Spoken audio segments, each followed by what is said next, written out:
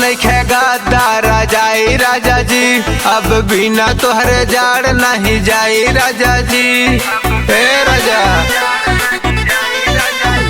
कामे करत नहीं खेगा दारा जाई राजा जी, अब बिना तोहरे जाड़ नहीं जाई राजा जी। बहुत हवा लगत पिया जड़ बा, बड़ा बुरा हाल बा, आइल नया साल बा, बड़ा बुरा हाल बा, आइल नया साल बा।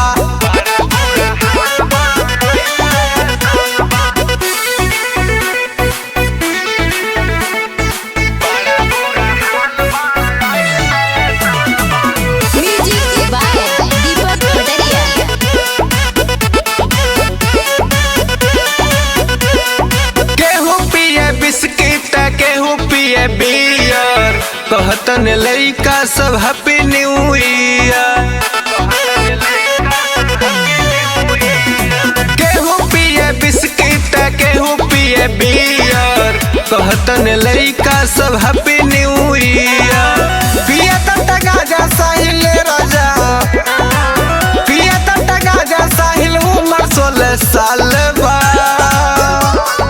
बड़ा बुरा हाल बा, आइल नया साल बा, बड़ा बुरा हाल बा, आइल नया साल बा।